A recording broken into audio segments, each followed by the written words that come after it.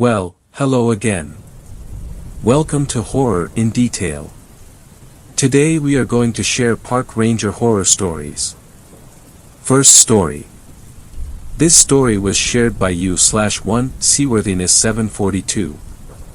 I was a national park ranger. Here are some of the things I encountered.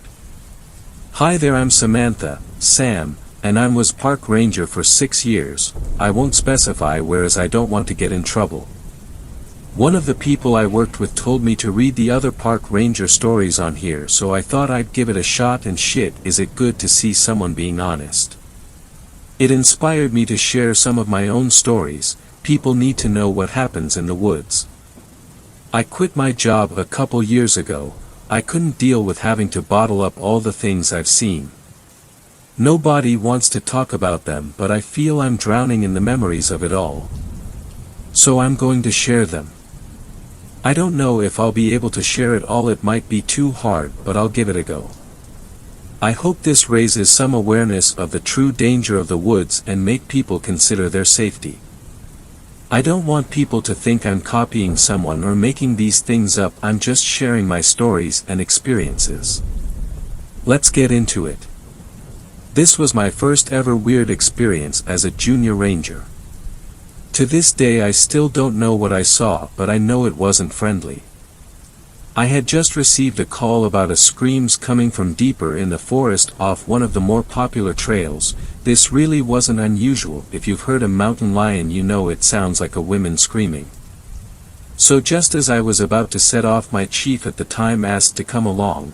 I found this a little odd, as the job seemed a bit too insignificant for his rank, but I brushed it off as I was new and thought maybe he wanted to check my progress.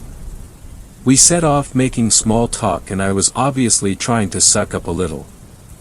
We were joking around. He made a quick remark and said something about making sure that I take even these small jobs seriously, because you'll never know what you'll find, and that was some of the most valuable advice I've gotten from someone on this job, because I learned my lesson from not listening to it. But that's different story. We get to the area where the call was and begin north of the trail where the noise had been heard. We hear the screams and it sounds like a mountain lion, but something sounds really off about it, but we keep walking towards it. We're about 10 minutes into walking towards the sound when all of a sudden it's like all the sound had been sucked from the woods. It was dead silent. I couldn't even hear my breathing. I thought maybe I'd gone deaf, but I look at my chief and he had the same nervous expression on his face as I did, but by the way he was reacting it felt as if he had dealt with something similar before, which I now know to be true. Just as quick as the silence came, I started to hear this low buzzing, but it wasn't just buzzing. I could feel the vibration of it in the whole body, so much so that my ears and jaws started to hurt. I can only describe it as if when you are getting your teeth drilled in at the dentist, but it felt even worse. Even my vision started to vibrate, and as that happened I swear this black figure about 7 foot tall stepped out from a few trees in front of me and started with that same scream as it bent down and began to crawl towards us. As anyone would, I freaked the fuck out and stepped back to start running. My chief grabs my arm very hard just as I start to sprint, almost knocking me over. He puts his other arm around me and holds my arms very tight as he begins to walk me out of the forest. Just as I'm about to put up a fight and tell him to fucking run, he says in a very calm voice, "Don't run, don't talk, don't look back, just keep walking," and I did exactly what he said. He knew something I didn't, and as much as I wanted to run, I didn't want to test the theory of death. That 10-minute walk was excruciating because I knew it was crawling behind us by the buzzing in the back of my head and the sound of its light wailing. I wanted to run so bad. Eventually I think it ran off because all the noise in the forest came back and the buzzing stopped. We get back on the trail and I'm shaking. I was in so much shock I couldn't even cry. He lets go of me and begins walking back to main base without acknowledging what happened. I start going crazy and screaming at him, asking what the hell that was, and he says, and yes, I remember word for word what he said, "There are things in these woods that have been here longer than us that we can't explain or get rid of. If you don't think you can handle that, you should pack your bags now." He kept walking and I walked a bit behind, trying to shake that horrible feeling and tried to find a reasonable answer for what just happened. I clearly stayed in the job. When it was good, it was really good. I met some amazing people and I love nature, but in the end the bad experiences outweighed the good and I had to leave. I wish I had left when he told me to pack my bags, in all honesty. I know this experience doesn't sound all that scary, but trust me, there are worse ones. Living through it was definitely much scarier than reading it in words. Clearly this first encounter wasn't enough to scare me off, but the ones to come led to my departure of this job. Some experiences are scarier, but some are more explainable. I'm still debating whether to share the rest of my stories. Maybe I'll see how I feel after posting this. I'd love to hear other people's experiences with the woods. A lot of people seem to be interested in the stairs found in the woods. Let me just start by saying that I have seen a set of stairs in the woods once, and personally it wasn't all too scary, just a bit creepy. I know a couple of my friends back in the force, a force to be reckoned with, have some stories about stairs, ones that they've mentioned in minor detail, but I want to share my experience first, and when and if I decide to contact them and get their permission, maybe I'll post about it. I do, however, have a story about a ladder that I wish I could forget, as just thinking about it gives me the creeps. My experience with stairs is pretty tame, so I'll add another incident after it.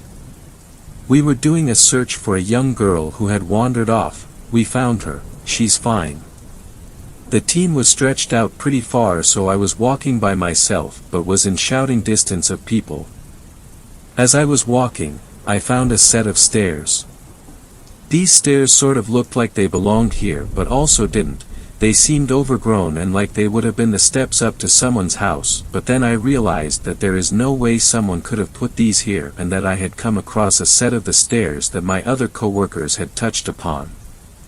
I thought I'd feel more terrified if I ever came across a pair, but I really didn't. I had this urge to walk up them though, like something was pulling my body towards them.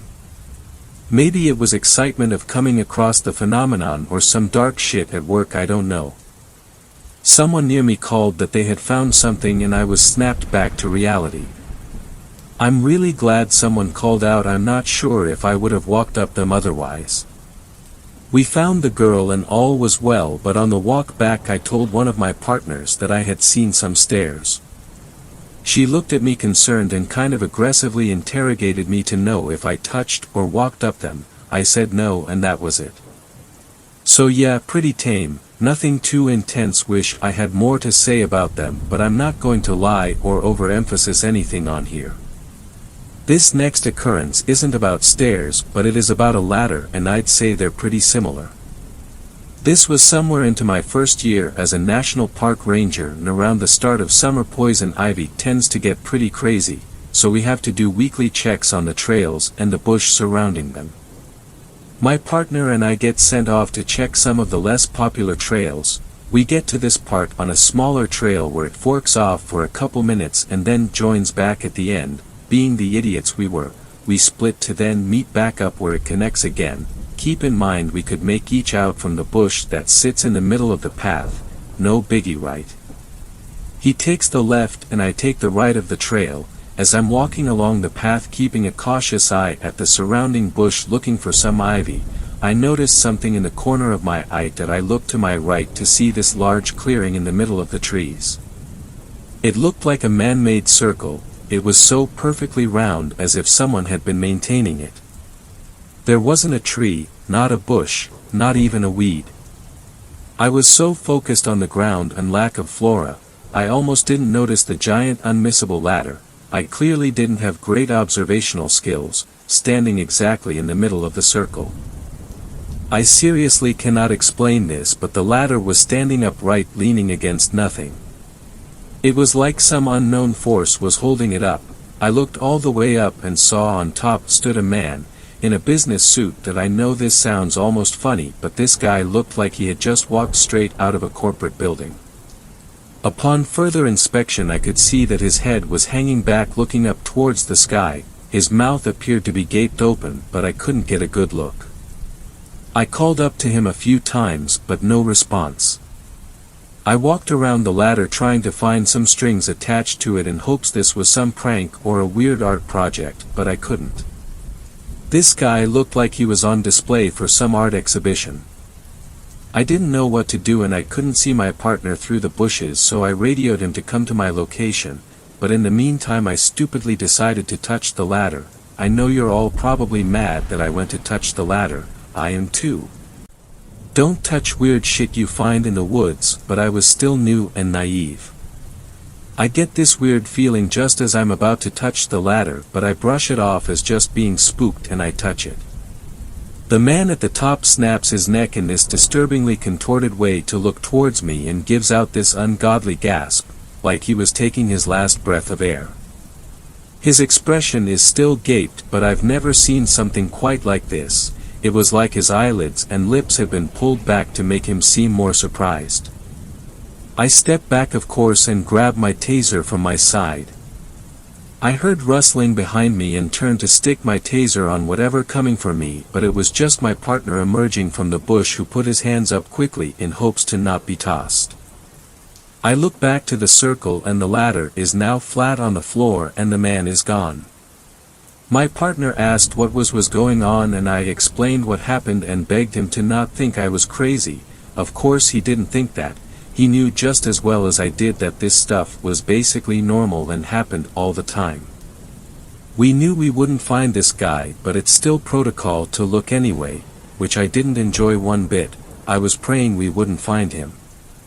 Never saw something like this again, and neither has anyone I've ever talked to. I mean, this guy was balancing on the very top of a ladder that wasn't leaning against anything. Who knows, maybe I met Houdini or something. When you see things like this you have to make some sort of joke about it or you won't be able to move past it. I'm really glad people are enjoying what I have to say. Again, don't know when I'll write more. Don't expect too much from me, this is kind of tiring but also pretty cathartic. I'm thinking of also sharing some of the less spooky stories and one that are just humans being mental. Sam. Second story. This story was shared by you/Cheese Stubble. Why I'm no longer a park ranger. I first put in the link for this very story. It is fixed now. Hi everyone, this story comes from one of my friends who used to be ranger at the national park I work at, and not from my personal experience. I've asked him to tell me his scariest experience at the job, and it just so happened to be his last. For immersion's sake, I'll tell it from the first-person view. My normal shifts were during the day, 9 to 5 like most people, but on that day, we were short-handed on the night shift staff, because the last person who worked during those hours had just quit. We had lately had a whole lot of people quitting the night shift. So that meant I had to cover. Weirdly enough, I had never had to work the graveyard shift before then, and I was actually excited for it. I had brought some coffee and 5-hour energy with me because the hours ran 10 to 5, and there was no way I'd make it that far naturally. I got to my tower right before 10, when it was already pitch black, and the cold July night had fully set in. The tower was fairly tall, with several flights of stairs leading up to the top. The whole thing was mostly surrounded by thick forest, except for the trail I came in from, and a murky pond that was just to the right of one of the tower's legs. The pond itself was covered in those little frog pads and had algae floating around over the surface. It was actually quite big for a natural lagoon. I climbed up, and all I could hear was the non-stop sounds of crickets, frogs, and the occasional owl. When I hit the top, I fumbled with my keys until I finally found the right one, and walked right on in. The one room was small and square-shaped, 3 of the walls were mostly glass, and the other one was opaque and had the door I just came in.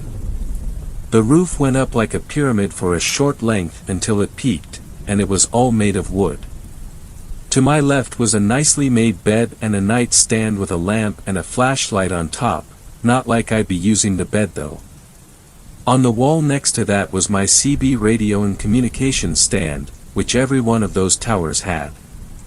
Next to that sat my refrigerator and microwave, which was part of a small kitchen that extended to the other wall as well. Inside the kitchen on the right wall were several cabinets, some small ones that held snacks and some canned foods, and another set of giant cabinets that I couldn't open, which likely had vacuums and other cleaning supplies that were above my pay grade.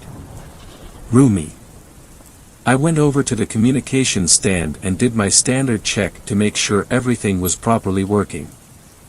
I called into the ranger station's channel and said, "Well, Donnie, it looks like it's just you and me tonight."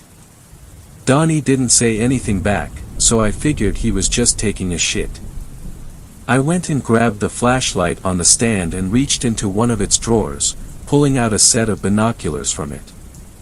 I went back out onto the balcony and checked to make sure no fire hazards or any other kind of dangerous things were over there.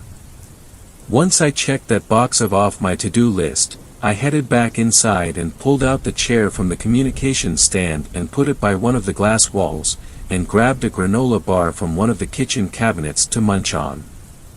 I put the binoculars up to my eyes and looked over the surrounding forest. It didn't seem like any animals were up and about, and no birds were in the sky either. I skimmed over a couple of clearings to make sure that no teenagers were off camping illegally. Then I went and peeked over at a far ridge, where I saw a snowman standing alone in a gap of the trees. Hold up. It was July. I peeked again to see it wasn't a snowman, but some kid in a shitty ghost costume. It looked like the ones from Charlie Brown, with the big black holes for eyes that looked more like they were colored black than actual holes. The kid was still, and staring right into my direction, unmoving. I couldn't see the kid's parents anywhere, and by now it was rolling up on 11, so that meant something was up. I broke contact on the kid and walked to the radio, calling into the station. "Donnie, you off the shitter yet?" "Barely made it out, but I'm here," I chuckled. Donnie was always good for a laugh. "There's some kid with a blanket walking around the southeast sector, and they look alone." "A blanket? What the hell are you talking about?" "It's a ghost costume, it's got the black holes for eyes and stuff." "You mean like the Charlie Brown cost dash? Can you check it out?" "Yeah, I'll go out and see what's up. I'll call in on the walkie-talkie to tell you what I see." "Roger that." I turned off the radio and crossed over to the nightstand drawer to grab the walkie-talkie. Once I had it, I sat back down in the chair and put the binoculars to my eyes, zooming into where the kid was. The ridge was empty, with no kid in sight, which I knew would make this 1,000 times harder. I pulled up the antennae on the walkie-talkie and dialed to the right channel. "Donnie, you hear me?" "Yep, loud and clear. I'm getting close to the sector. I'm heading up to a ridge for a vantage point." "Perfect, that's where I saw the kid, but they've moved on since then." "Well, I'll just check around to see if I can find anything." I watched as Donnie came over the ridge, waving his flashlight around the dark, until he looked towards the tower and shrugged. "Nothing over here." "Damn, hopefully he turns up again. Until then I'll just notify the police and check with any missing reports." "Alright, I'll go back to dash." Donnie's voice cut out and I saw his flashlight turn off in the distance. The small lit up spot where he stood was swallowed in darkness. "Donnie? You there? Donnie?" I heard no response, and I rushed outside the door, and around the corner to where I saw him, yelling his name, only to hear my voice echo into the woods. And that's when it hit me. There wasn't a single other sound in that entire forest. The crickets and frogs had stopped chirping, the wind didn't rustle through the leaves. Everything was completely standstill. I could hear my heartbeat throbbing in my ears, and nothing else. I moved my flashlight around the woods for some futile attempt of finding him. I got into that state of mind where I got so scared my throat closed up, and if I moved I felt like something very bad was gonna happen. I had to do something now. I turned around and as I did, I glanced at the stairs below me. At the bottom stood a skinny, horrifically angled woman. She was tall, dripping with water, with black hair and dark, murky blue skin that stretched across her bent and broken bones. Her gray dress was shredded, and her black shoes were muddy and wet. And her face. Her eyes were milky white, and her mouth hung wide open like a snake, like her jaw had been grossly broken. She let out a blood-curdling and ear-piercing scream of agony and began to shuffle up the stairs so fucking fast that I snapped out of my fear lock, and I ran the fuck back inside, slamming and locking the door behind me. There was no way she could run that fast, even if all of her bones weren't broken into wrong directions. I ran back to the kitchen and grabbed the biggest knife I could find, and then I pulled out the walkie-talkie, screaming into it. "Is anyone there? Donnie, where are you? Someone answer me, god damn it." Then I heard the creaking of a door. I slowly turned, and I froze when I saw what was there. The door was still there, locked and shut, and had been completely undisturbed. What scared me was the once locked giant cabinet that now stood open, with a kid dressed like a Charlie Brown ghost standing just in front of it. I stood there, unmoving until I heard the little shit giggle. I recognized that giggle. No way. I pulled off the sheet to see one of Donnie's kids, Marvin, sporting a smirk and a walkie-talkie. "Dad! Joey! I got him! Ha! Pissed his pants just like I said he would, right?" He and his other son laughed from the other end of the walkie. I was mad, but glad that I wasn't about to get murdered in a goddamn wooden tower. I grabbed his walkie and shot back, "Pissed me off is what you did, you fucking asshole. I hope you're happy. Hearing you scream like a little girl sure did make me happy, alright. Yeah, screw you too, that wasn't even me, that was your stupid zombie chick." "Who was that? Your wife?" "My what? Does the ghost look like a zombie from that far away? You said yourself it looked like Charlie." "Not the ghost, dumbass, the woman on the stairs. She screamed and ran up them so that she could scare me into the tower. Hell, she must be like an Olympic runner. Did you get Usain Bolt dash?" "Dean, I didn't put no woman on the stairs." Upon hearing that he would have the night shift for the next couple of weeks until they found a replacement, my friend quit and vowed never to return to that park. To this day he swears that either Donnie never told him about that park being a prank, or that he saw something entirely unrelated. I began to question my own participation in the night shifts, and consider myself lucky that the few times I've been on it I had been stationed at the north and eastern sectors. Third story. This story was shared by you/Mr. Not Silent.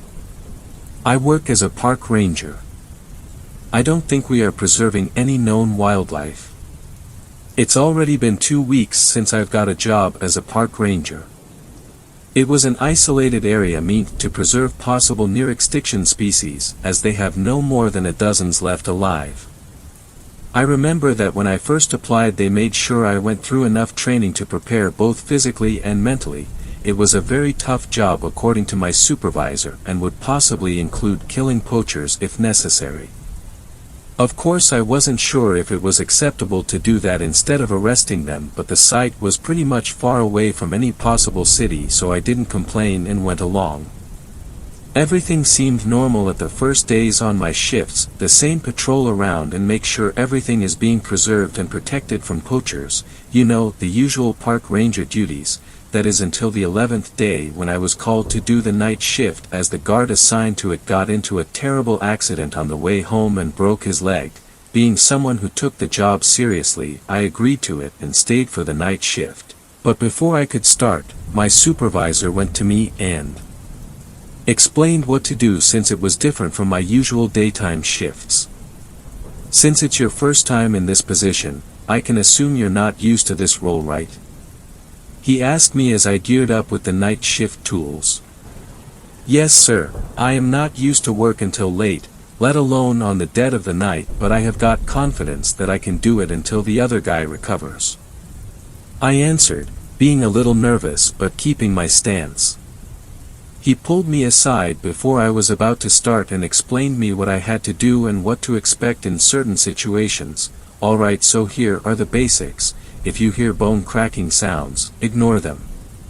If you hear metal rustling, turn off your flashlight, and if you hear voices calling for you that aren't coming from your radio, shoot your gun to scare them away. Do I need to repeat anything? He asked in a serious way. And no, sir, I understood everything. If you want, I can even get a note if I forget. I answered, a bit nervous after his explanation. Good, I will be reaching you from time to check. And as he said that, he walked away. Now alone and fully geared, I started the patrol. I was supposed to head to the north zone of the site and make sure everything is in order. The moon was shining bright and everything was quiet and eerie, not even owls could be heard. Everything was dead silent save for my footsteps and the voice on the radio from my supervisor. As I was already midway on the path, I started to hear the metal rustling nearby, so as instructed I turned off my flashlight and waited. It was obviously too dark to see, but I could make a silhouette that somewhat resembled a wolf with something on its back, but it quickly ran off, and I turned on my flashlight again to keep moving. I was approaching the location. I heard the same voices I was told about. My supervisor, who also could hear it from his radio, instructed me to fire my gun, but as I was about to do it I realized I did not load any bullet, and I noticed the voices getting closer, but they started to fade away on the darkness. It was tempting, so despite my supervisor telling me to proceed, I went off the path and followed the voices. That's when I found the source. It looked vaguely human, but its skin was so melted that it looked like clay. It was hard to hear, but I could make some words. It was trying to scream.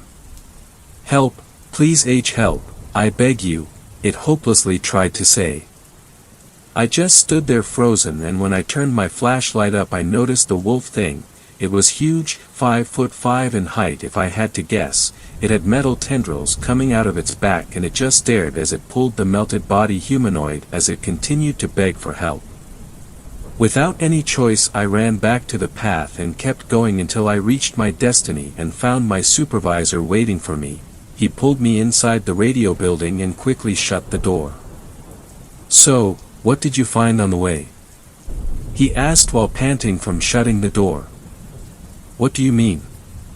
I could have died because of that thing. Was it always here on the site? I yelled while trying to get answers. He just shut me off and explained everything to me. This place had more dangerous species that were largely hunted across the globe, so they were brought here to be kept. I was still confused about the situation. Why would they want them alive? Are they really that important? The next days in the night shift were much more quieter, but from time to time I would see the wolf thing or another weird animal that I couldn't make the details. I am not sure what this place really is or what are all the things living within the area, but I know one thing: those monsters were better off contained. Fourth story. This story was shared by you/the General. My brother disappeared while working as a park ranger.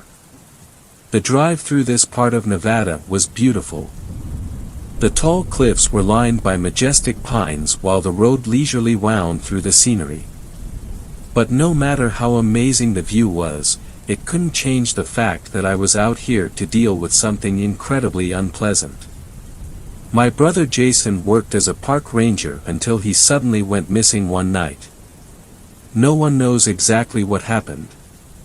From all appearances, he seemed to have gotten up from the ranger station to check on something routine and never came back. There was an extensive search, but nothing turned up. The ranger station had been found exactly as it should be. There were no signs of a struggle, no strange tire tracks or footprints leading away from the park, and no eyewitnesses who reported seeing Jason anywhere after that. So here I was, trying to do what everyone in my family wanted me to do and see if I could find anything. Was I optimistic? Not really. But stranger things have happened in life. All I knew was that I was here to look around, and that was what I was going to do. It was late afternoon by the time I arrived at my destination. The town the park was located by was as average as could be. A main street lined with a variety of shops and stores, and residential areas that branched off it. A place you've seen on 1,000 brochures and postcards. I parked in front of the local pizza restaurant. Not only was I hungry, this would be a great opportunity to see what people around here were like. If they were open and welcoming, especially if I mentioned my brother, I'd know what I was dealing with. If not, that meant something was up, and I would get out of there as quickly as possible. The pizza place had a few customers this time of day, so I got right in at a table in the middle of the restaurant. I decided on a medium pepperoni pizza and relaxed in my seat while sipping my water. Once I was done eating my pizza, which was very good, I paid the bill and left a generous tip and headed to the park my brother had worked at for 2 years until he vanished one night. The park looked like any other I'd seen. Well maintained, neat, and orderly. The kind of place you'd like to have a picnic in. But of course, nature is like anything else. What you see on the surface is only a fraction of what is really going on.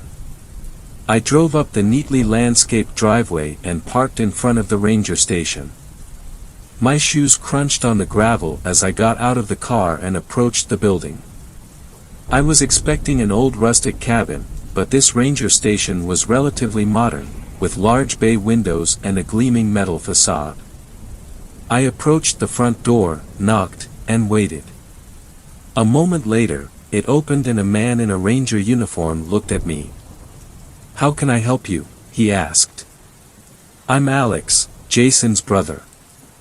I'm here for some information." "Oh, I see. Come right in." The ranger held the door open and pointed to a sitting area. "I'll let the boss know you're here. Can I get you something to drink?" "I'm fine, thank you." "All right. We'll be right with you." And with that, the ranger hustled down the hallway and I was left alone. I hadn't given anyone a heads up I was coming. I didn't want anyone to prepare for my arrival. My brother had gone missing several weeks ago. It was just a question of why. I don't believe he just ran off for no reason, so that meant there had to be a reason why. And everyone, me included, wanted to know what that was.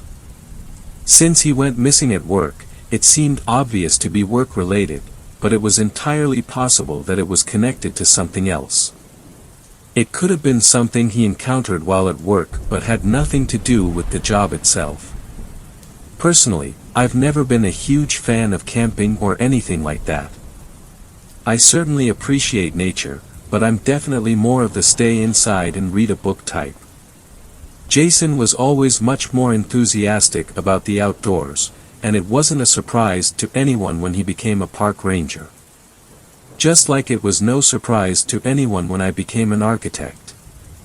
And here we were. At that moment, an older man who was also in a ranger uniform came out and faced me. "Alex?" "Yes. I'm Tim. Park manager." He shook my hand firmly. "Nice to meet you," I said. "Likewise." Jason was a good ranger and we all liked him. So if I can be of any help, don't hesitate to ask. I appreciate that. And what I need now is information. Tim nodded. "Of course. Why don't you follow me to my office?" He led the way to his office, a small room with a neat view of the park entrance. Once I sat down in a chair facing his desk, and he leaned back in his desk chair, we started talking again. "I would love to say we have new information for you, but we don't. And it bothers me. We've never had an incident like this in the history of this park. I see. The only other thing I can think to add is that about a week or so after he vanished, I was out on my route checking on things, and I could feel someone watching me. Just for a moment, but it was there. And I had no idea who was responsible. Because when I looked around, I didn't see anyone. Interesting. Do you mind if I ask you a question? Not at all. What do you think happened to your brother? I've thought about that a million times. The honest answer is I don't know. But I don't believe he just ran off. That isn't Jason. That's fair. And for what it's worth, I don't believe it either. All right. Now it's my turn to ask you something. What are the odds that something happened to Jason out here? Tim paused as he considered my question. Somewhat possible. I've always liked working here, but the woods are the woods. And things happen out there. No doubt. Okay. The next logical step is to think that if something happened in the woods, where exactly was it most likely? Are there any locations around here something odd tends to happen at? Places people tend to steer clear of if they can avoid it. It doesn't have to be in the park, but around town. Tim chuckled. Oh, that would be the old quarry. No doubt about it. Or more exactly, what's left of the old quarry. You know, mining used to be the big industry out here. I do. What's happened at the old quarry? That I know of. The usual things people would prefer to forget. And that's just what we know of. Can you point me towards it? Tim stood up from his desk. I can do better than that. I can show you where it is. Great. Tim led the way in his truck, and we were there in 15 minutes. We parked on a small cliff overlooking the quarry itself, which was now filled with water. A group of 5 people were sitting further down on the cliff, and they glanced at the two of us with slight interest when they saw our cars pull up.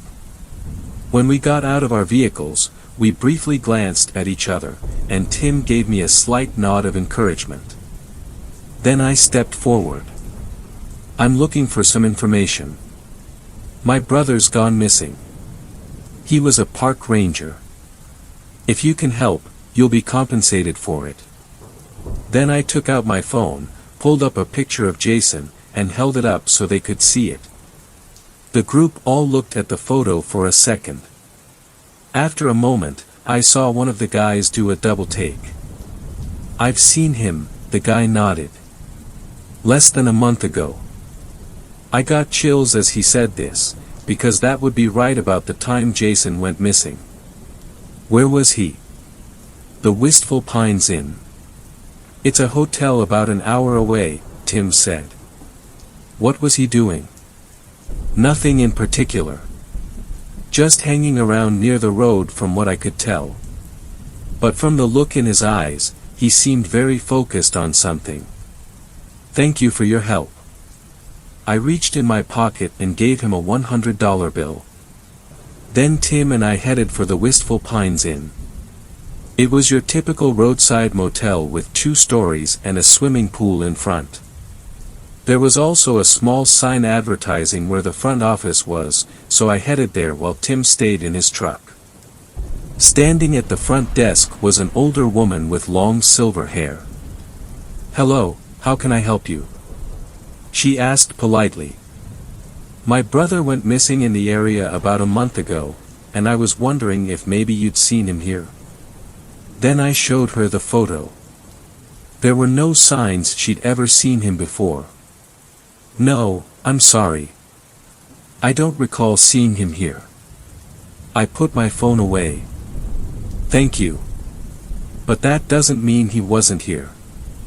Just that I didn't see him. What was his name? I gave her Jason's full name, and she deftly typed it into the computer in front of her and paused for a moment. Nope. Nothing in our records either. We don't have security cameras, so there's nothing to check there, I'm afraid. I really appreciate your help. It was a long shot anyways. A tip. She nodded. I see. Well, your tip may be right after all. Because strictly between us. Her voice lowered a bit. A film crew was staying here for about a week while they were in the area to film part of a documentary. They haven't been seen since the night before last. The idea settled in the air uneasily as she pressed a few buttons on the computer before turning the screen so I could see it. On it was a local news article about the film crew who was in town to do a piece about abandoned mines. The film crew all looked to be close to me in age, and by all appearances they seemed happy and content. Thanks for telling me. Sure. I have no idea what happened, but good luck with finding your brother. Come back if you need anything else. Thank you. Then I left the office and told Tim what I found out. He sat there quietly for a moment before he started talking. We've dealt with a lot of people wanting to get footage of this or that over the years. It's amazing, really. How nature can be dangerous enough when you know what you're doing and have tons of experience. No doubt. Is it possible that they disappeared not just because they were filming, but because of what they were filming? Tim considered it for a moment. Absolutely. Just a thought. No, I get it. It's a valid question. We have no idea what they were filming, but we can always double-check. It's certainly possible that they were filming something completely routine and stumbled onto something they didn't intend to. I shivered slightly at the thought. One person going missing could have many explanations. Two going missing doesn't have as many possibilities, but a number of scenarios could have happened depending on the circumstances. But a group? That's inherently unsettling because it strongly suggests something bad happened. But with nothing left to go on, I had no choice but to call it a day. Especially since I had actually accomplished something since I got here. So I grabbed some dinner at a local diner and planned to go back to my hotel room. I had just gotten in my car when there was a knock on the driver's side window. My jaw dropped when I looked up and saw Jason. He was dressed casually in clothes that looked a little beat up, but there was no mistaking my brother. I immediately opened the door and climbed out of the car so I could take a good look at Jason. His clothes were worn, he'd been spending a lot of time outdoors, and he looked a little gaunt, but it was him. I never thought I'd ever see Jason again. I thought he was lost forever. So I was ecstatic to see him. I could barely believe this was happening. Good to see you, Alex, he said nonchalantly as if our meeting was the most routine thing in the world.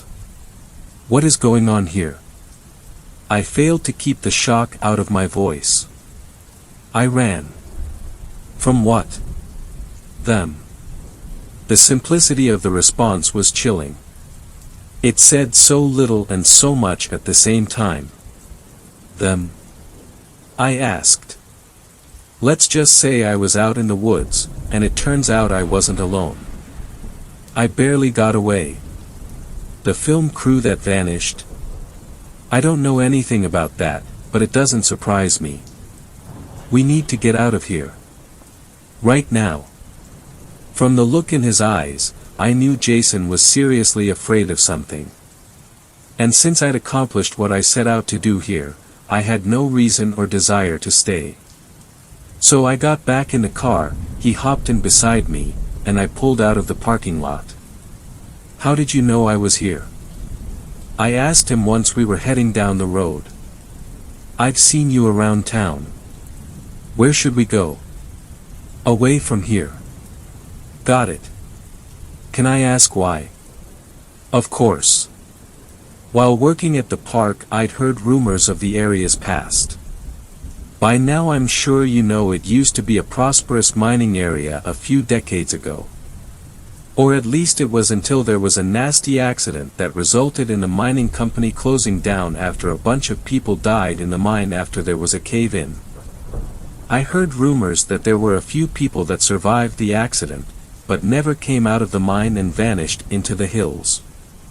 I'd always considered it just a campfire story until one night a few weeks ago.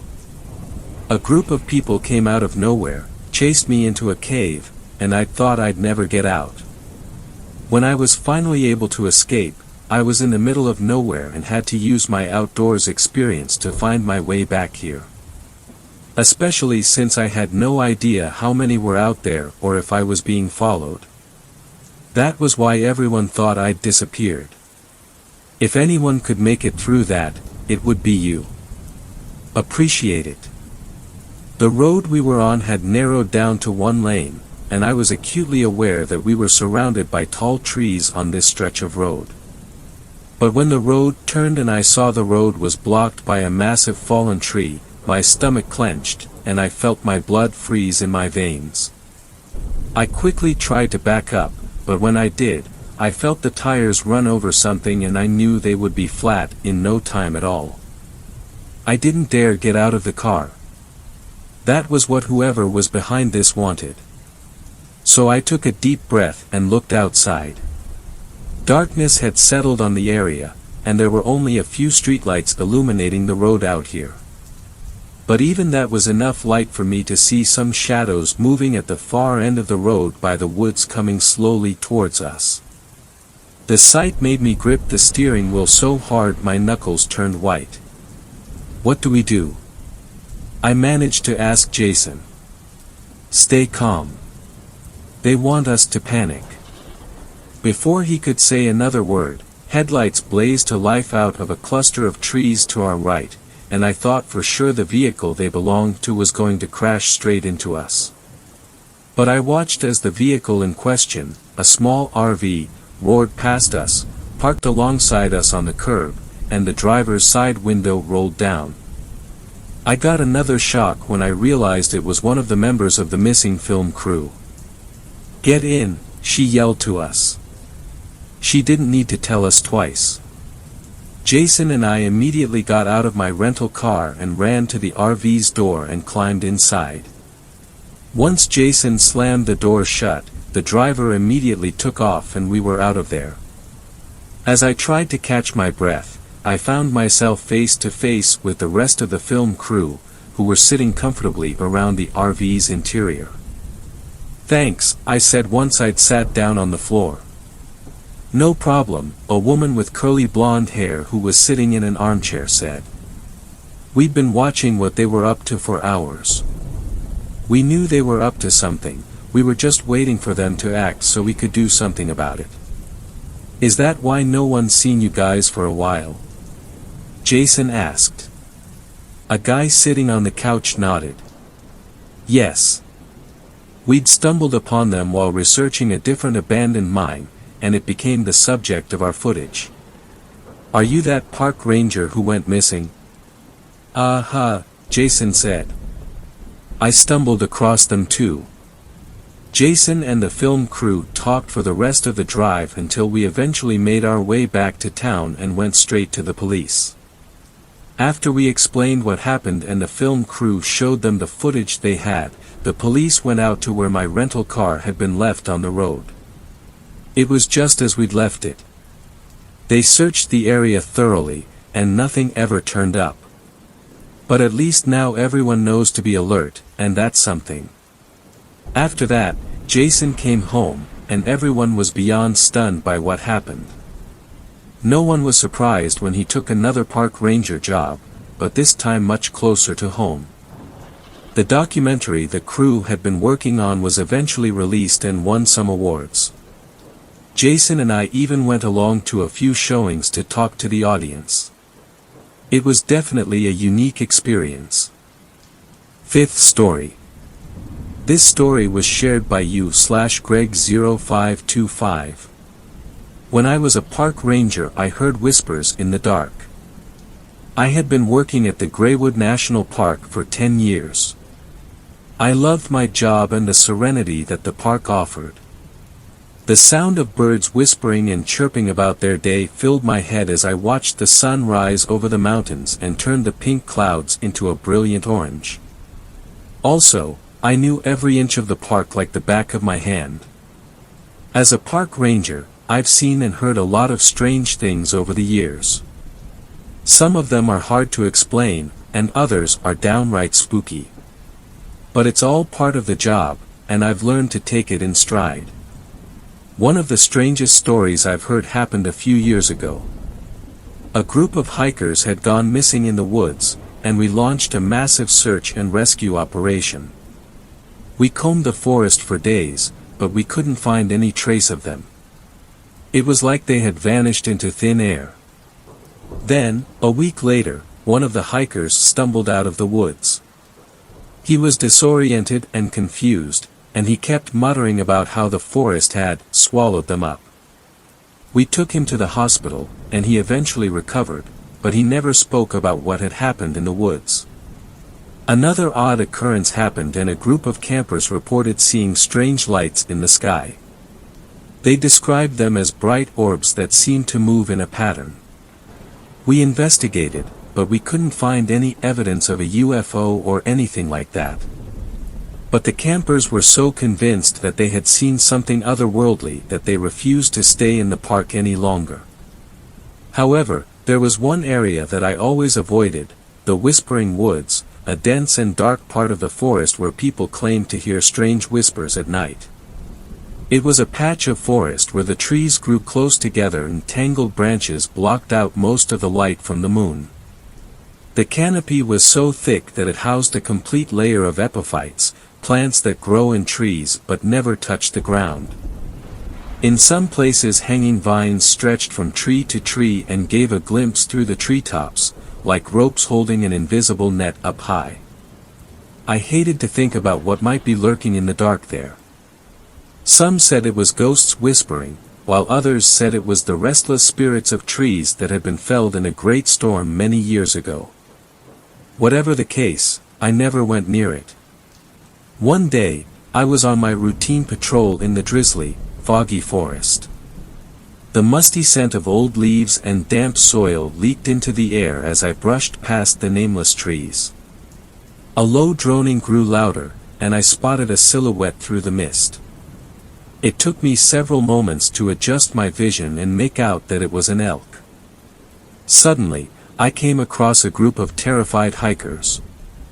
They were huddled together, their faces were pale, and their eyes wide with fear.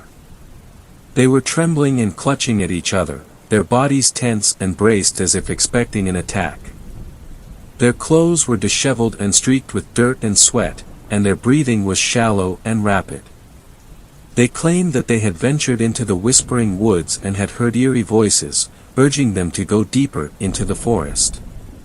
The hikers had barely made it out, and their pale faces were enough for me to take their claim seriously. "Officer, thank goodness you're here. We heard these strange voices in the woods, and we don't know what to do," he said, his voice quivering with fear. I nodded, trying to calm them down. "Can you tell me more about the voices you heard?" Another hiker, a woman with short, curly hair, spoke up. "They were like whispers, you know. But they were so clear, and they seemed to be coming from all around us. We couldn't understand what they were saying, but it was like they were urging us to go deeper into the woods." I frowned, taking mental notes. "Did you see anything unusual in the forest?" The hikers shook their heads in unison. "No, nothing. But the trees seemed to be closing in on us, and we felt like we were being watched," said another hiker, a young man with a backpack. I scanned the area, looking for any signs of danger. "All right, just follow the path and leave the woods for now," I said, and the group did so. As the sun began to set, I decided to investigate the woods and put an end to this mystery. I ventured into the forest with a flashlight and walkie-talkie in hand. The sun's light peeked through the canopy of trees, barely touching the ground and leaving everything in a deep shade. The shadows stretched out like tendrils, reaching into the distance. Mist loomed in the air, making the trees seem bigger and more imposing. The wind picked up, howling softly and rustling the leaves of the trees as if beckoning me forward. A strange stillness hung in the air as if something hidden waited in the shadows. In the distance, I heard faint whispers barely audible on the wind. As I was getting deeper, the air became colder and I tried to ignore the chill that ran down my spine.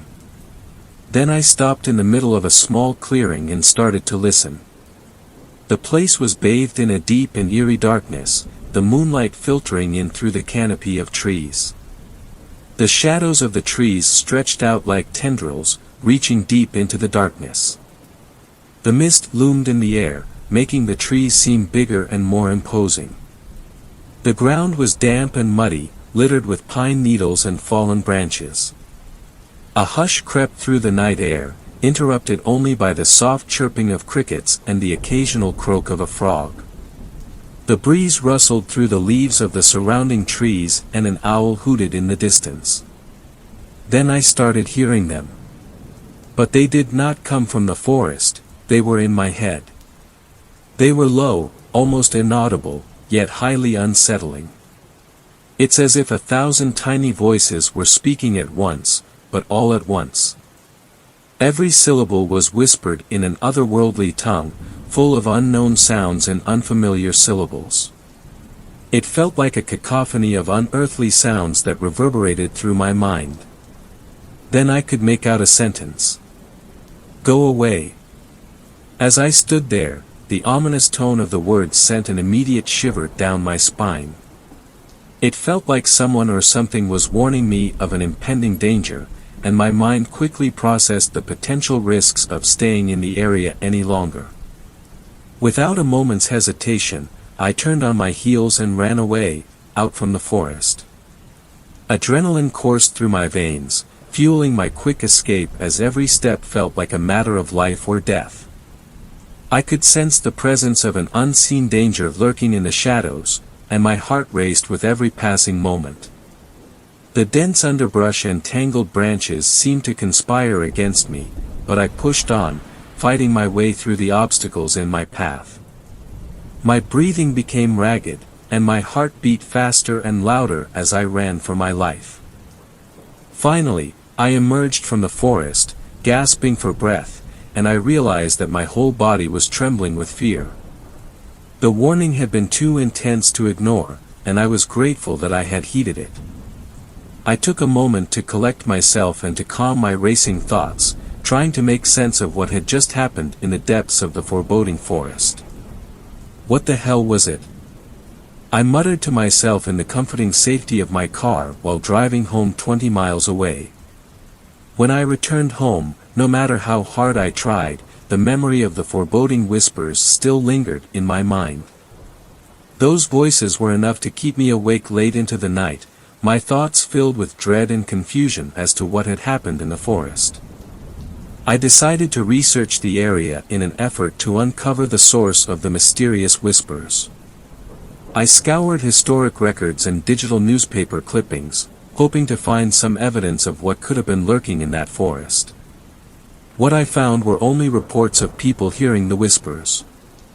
Also, I did find news articles with evidence of disappearances and strange sightings, but I was not sure if they were relevant or not.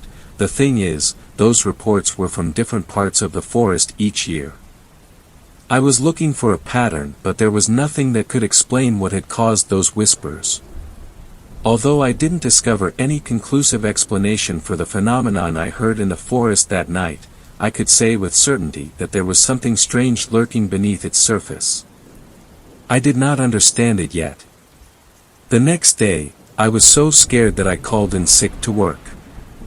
I needed a rest, to put myself together and process the events of the previous night. I looked out of the window.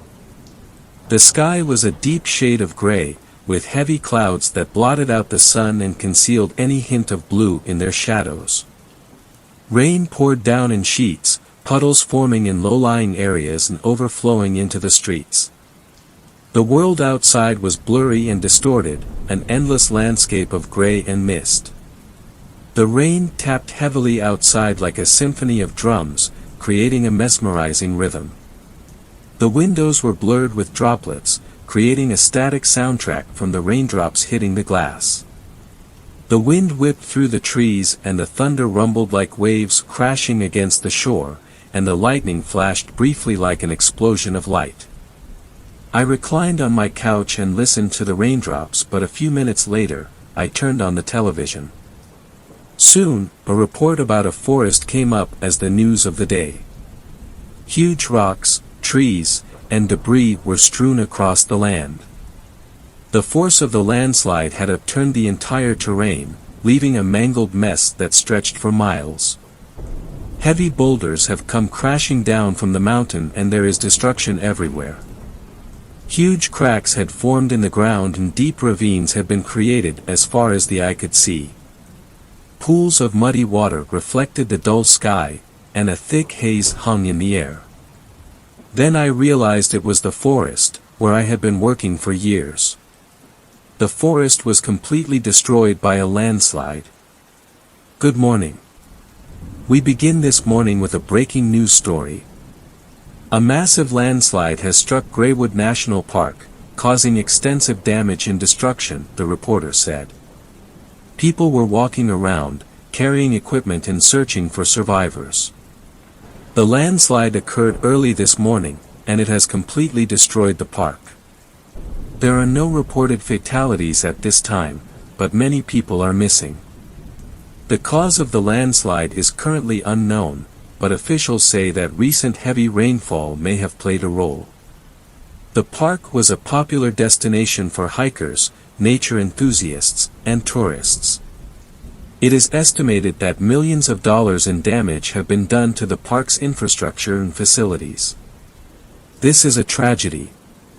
The national park forest was a place of natural beauty, and now it's gone. I can't believe it, a local resident said to the reporter. Recovery efforts are underway, and emergency services are on the scene. However, the park is expected to remain closed for an indefinite period. Our thoughts are with those who have been affected by this disaster, the reporter finished his news report. I couldn't believe what I was seeing, and my jaw hung open in disbelief. Suddenly, everything clicked into place. The whispers were not meant to cause harm. They had been trying to warn us all this time. The forest seemed to know its death was coming. Thanks a lot for watching the video till the end. Subscribe to our channel Horror in Detail. Drop your opinions/suggestions in the comments section, and like the video as it helps with the YouTube algorithm.